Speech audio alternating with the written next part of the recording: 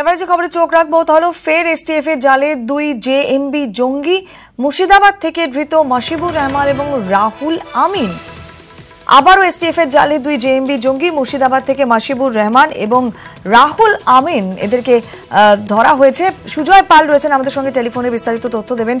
সুজয়, একটু জানতে চাইবো এই মাসিবুর রহমান এবং রাহুল আমিন সম্পর্কে আর কি তথ্য পাচ্ছে এসটিএফ?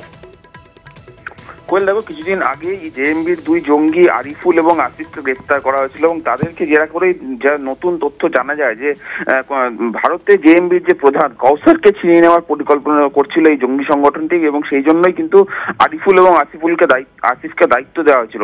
তাদেরকে জেরা করে এই নতুন 2 জঙ্গিকে গ্রেফতার করা হলো। অর্থাৎ যে মাসিবুর রহমান এবং রাহুল আমিন, এই দুজনকে গ্রেফতার করা হয়েছে। এরা দুজনই কিন্তু বিস্ফোরক বিশেষজ্ঞ, এবং শুধু বিস্ফোরক বিশেষজ্ঞ নয়, এরা হচ্ছে অ্যাসিড বোমা তৈরিতে পারদর্শী।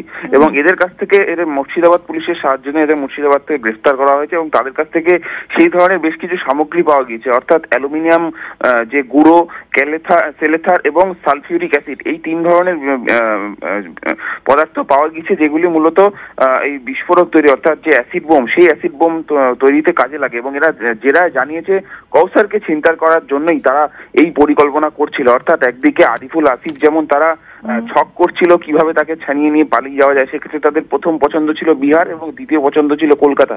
সেক্ষেত্রে পুলিশের হেফাজত থেকে ছিনিয়ে নিয়ে পালিয়ে যাওয়ার জন্য অস্ত্রের পাশাপাশি তারা এই অ্যাসিড বোমা প্রস্তুত করছিল বলে কিন্তু এরা জেরায় স্বীকার করেছে। কোয়েল, ধন্যবাদ সুজয়।